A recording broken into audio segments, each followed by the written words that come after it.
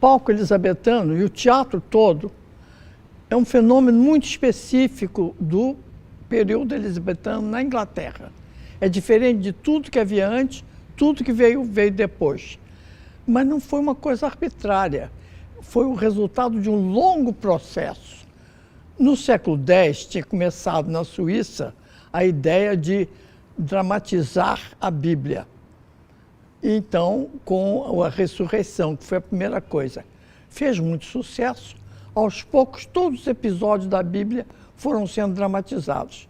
No século XII, a Igreja se deu conta que se fizesse aquelas mesmas dramatizações na língua local de cada um daqueles países, ou nações, ou tribos que estavam, tinha muito mais reação ainda, porque além de estar encantados com a ação, eles iam compreender o que estava sendo feito. Então vamos admitir que na Inglaterra, que já estava cristianizada também, por volta do século XII para o século XIII, começaram a aparecer essas peças já em inglês. Então acontece uma coisa muito interessante, porque o diálogo vai aumentando, a ação vai aumentando. E começa a fazer tanto sucesso que sai da igreja. A princípio, vai só para o pátio da igreja. Mas depois, por volta do século XIII, por aí, início do século XIV, sai da igreja, vai para mãos das guildas, porque ficou tão popular que já era teatro, de maneira que a igreja se afastou. No continente europeu, foram irmandades religiosas que passaram a fazer esses espetáculos. Mas na Inglaterra, os espetáculos foram para as corporações de ofício, que eram todas de homens. Então, assim como os monges, continuaram a ser representadas pelos monges. E na Inglaterra, em vez das grandes paixões, como aconteceu na França, apareceram o que vieram a ser chamados ciclos. Cada guilda fazia um episódio. E restam hoje 4 episódios, sendo que o principal é de York, que tem mais de 40 episódios. Então a gente vai vendo Gênesis, a expulsão de Adão, vem por aí Caim e Abel, vai ver tudo isso, até o juízo final. Aí, no meio da apresentação desses episódios religiosos, apareceram alguns que queriam ser atores, gostavam mesmo de representar, e acabam saindo das suas guildas para formar pequenos grupos. Naquele princípio eram mambembes, ambulantes. Então, a primeira coisa que aconteceu aí é que eles tinham que onde se apresentar, porque não era mais ligado à igreja. Então, eles acabaram usando a carrocinha que já as guildas tinham aproveitado para apresentar cada episódio, e elas entravam em fila na cidade e apresentavam cada um em vários pontos, vinha outra segunda, vinha outra terceira, e assim.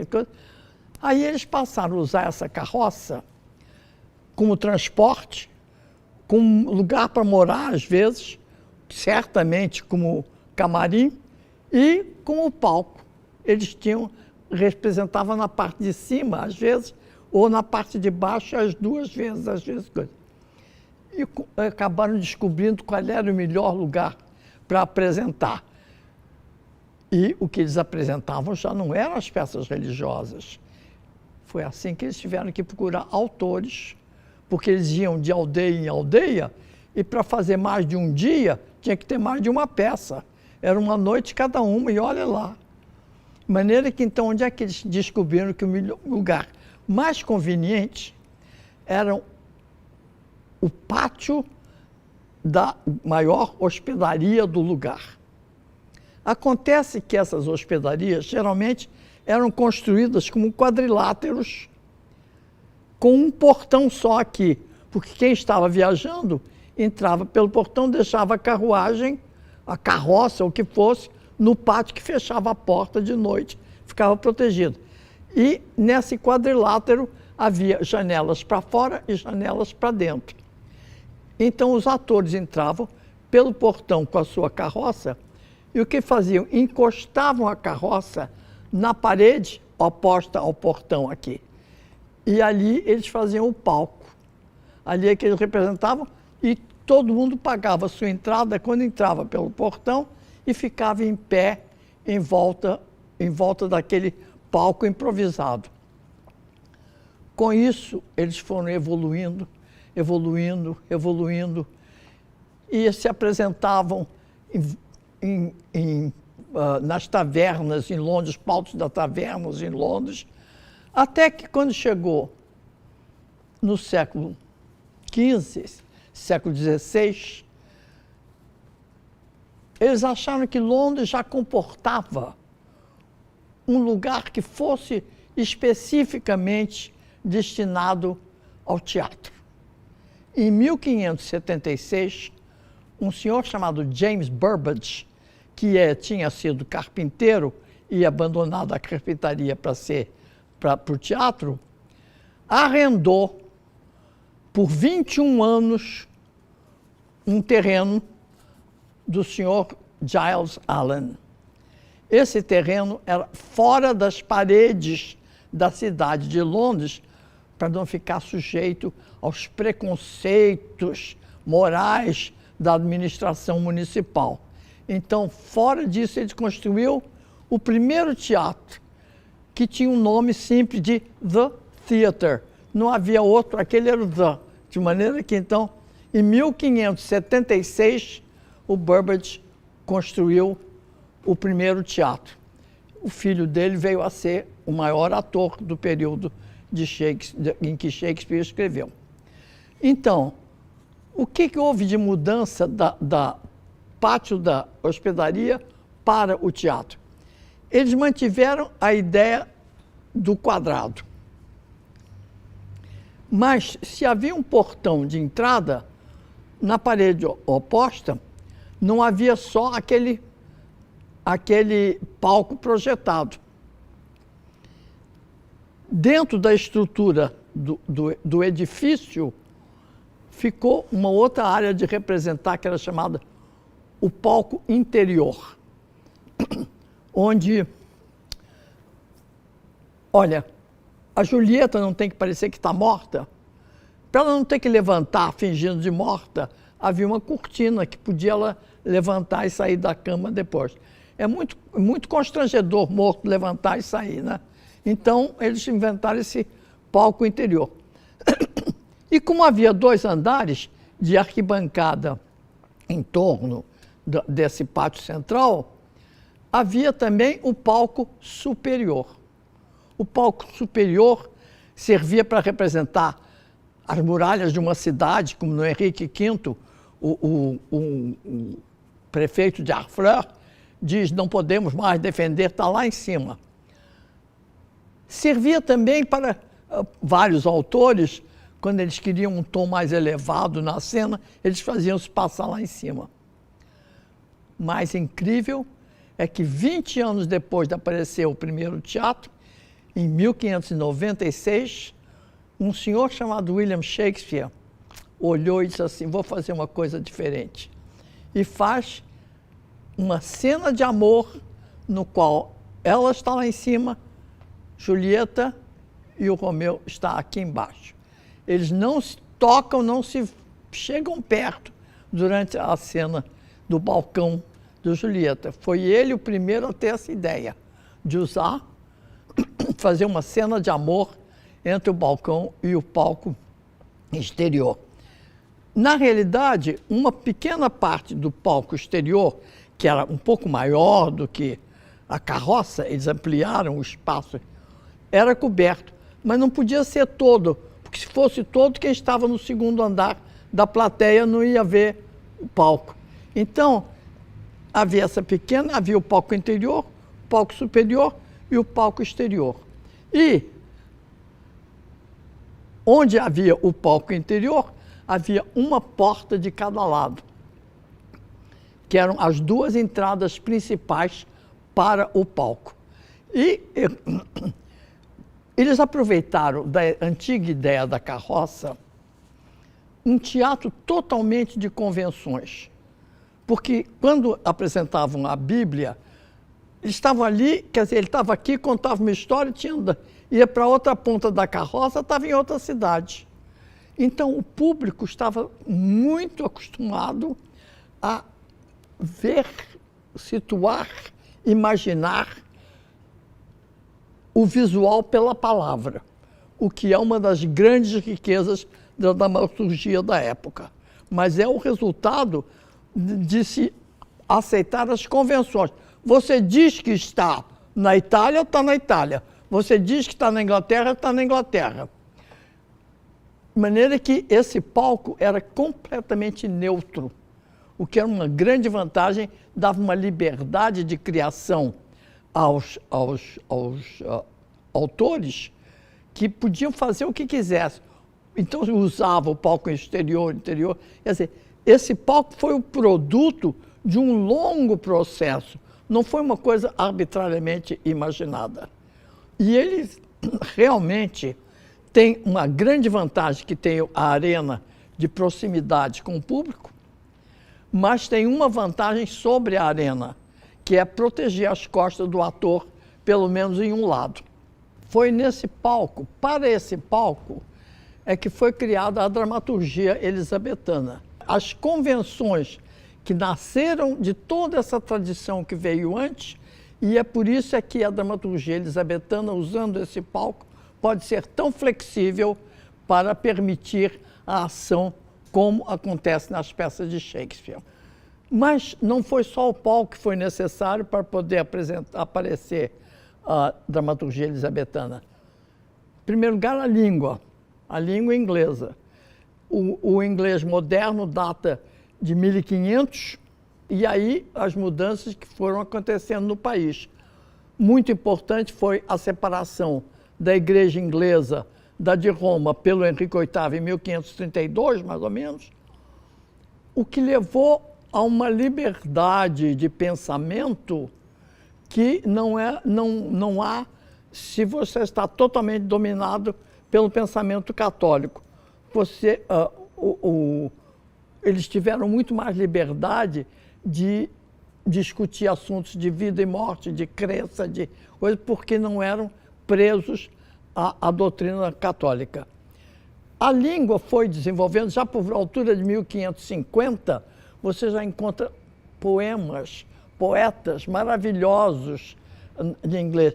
E os ingleses ficaram absolutamente fascinados de ver o que a língua deles podia dizer.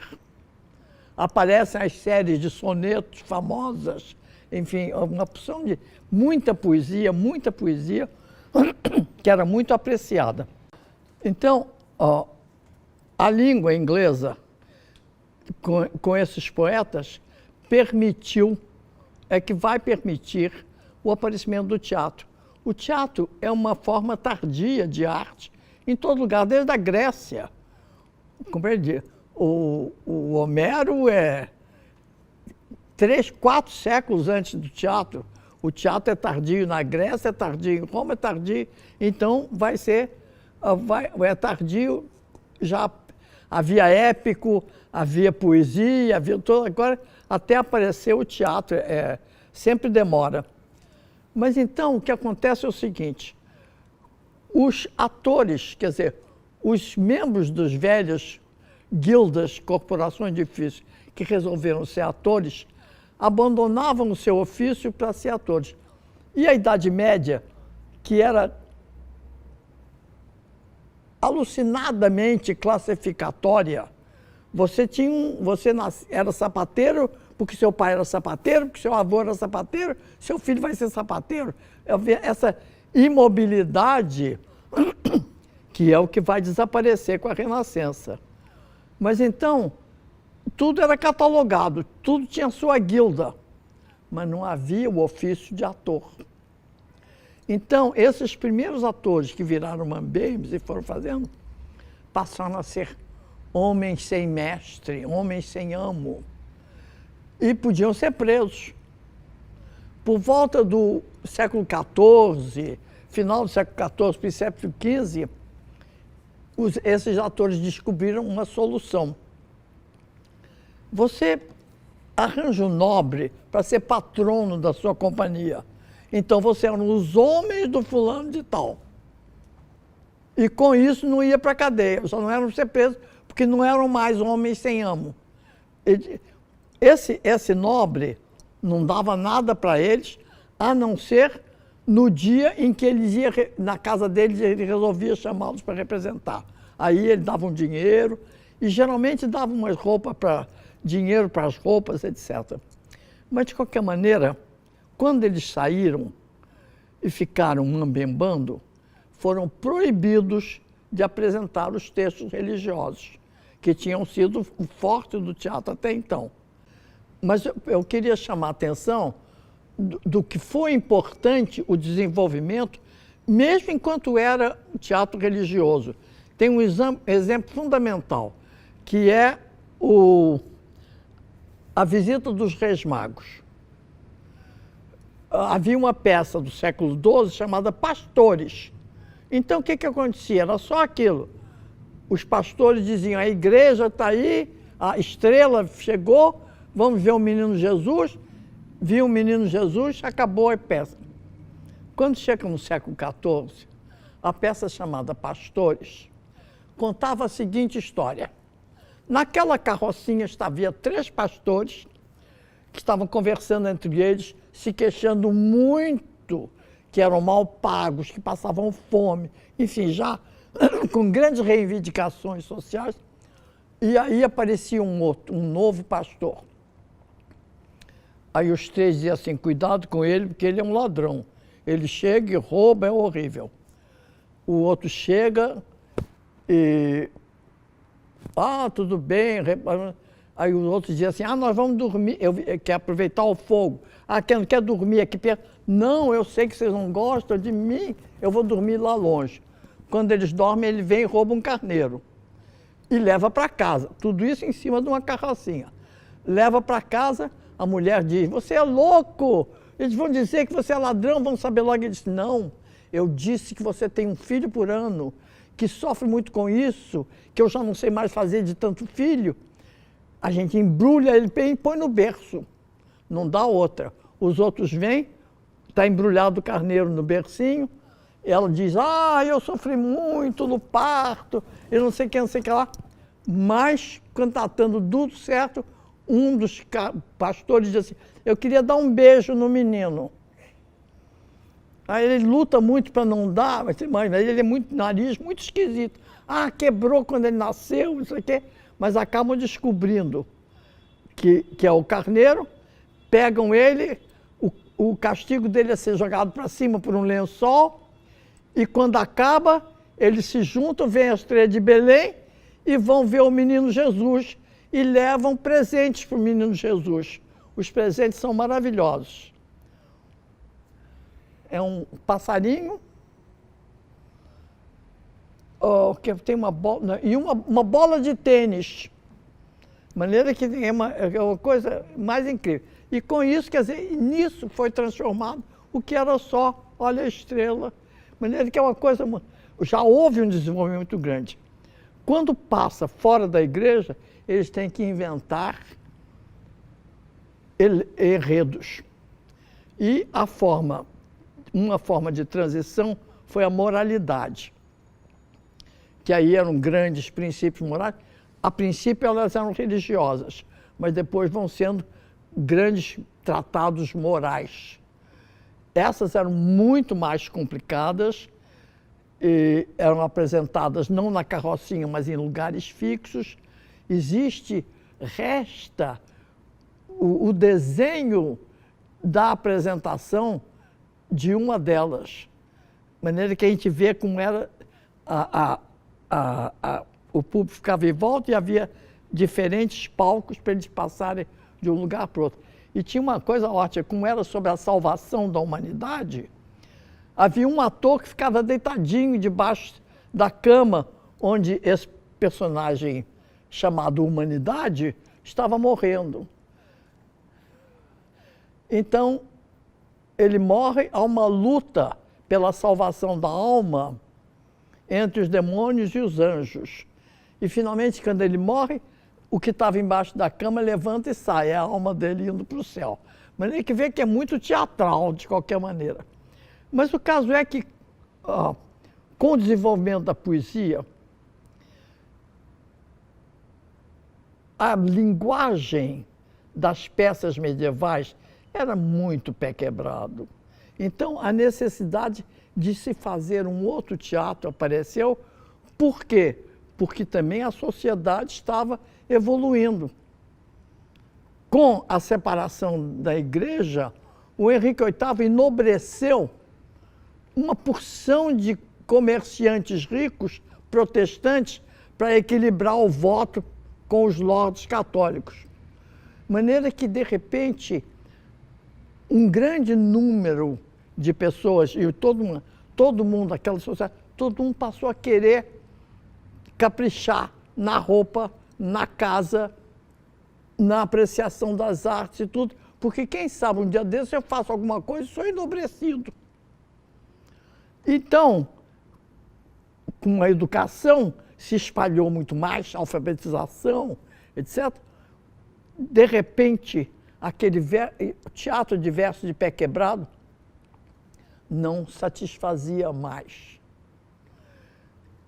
Agora, na França, a tradição medieval foi totalmente cortada e o teatro só vai aparecer segundo as regras da Renascença, chamados princípios aristotélicos de lugar, tom, enfim, a limitação total.